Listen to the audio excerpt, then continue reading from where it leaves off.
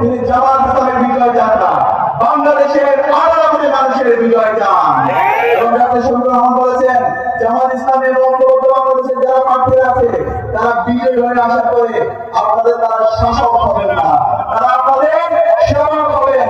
আপনাদের যে ন্যায্য অধিকার সে অধিকার আপনাদের হাতে তুলে দেওয়া আমাদের দায়িত্ব ইনশাআল্লাহ।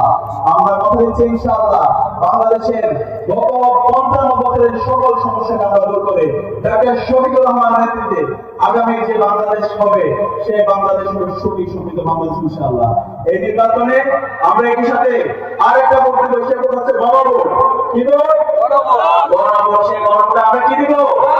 হ্যাঁ দিব। গণভোটে হ্যাঁ মানে হলো আগামী গণভোটে হ্যাঁ মানে হলো শহীদ ওসমান হাদি হত্যা বিচার ইনশাআল্লাহ ডক্টর শফিকুর রহমানের নেতৃত্বে আগামী যে বাংলাদেশ হবে সেই বাংলাদেশে প্রথম বিচার হবে শহীদ ওসমান হাদি হত্যা বিচার ইনশাআল্লাহ।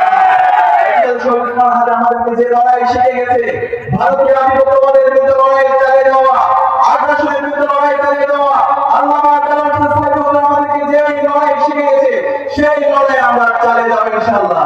সেই গণভোটে হাতে বিজয় করার জন্য আমরা কি প্রত্যেকটা বাড়িতে বাড়িতে প্রত্যেকটা পাড়ায় পাড়ায় আমরা কি সালাম পৌঁছে দিতে পারবো? আয় গণভোট করবো ইনশাআল্লাহ। ইনশাআল্লাহ এই গণভোটে হাতে বিজয় করবো ইনশাআল্লাহ। এই সাথে আমাদের দ্বিতীয় ভোট হবে ইনসাফের পক্ষে, ন্যায় কল্যাণের পক্ষে ইনশাআল্লাহ। আমরা প্রত্যেকটা বাড়িতে বাড়িতে প্রত্যেকটা পাড়ায় পাড়ায় ডক্টর শফিকুর রহমান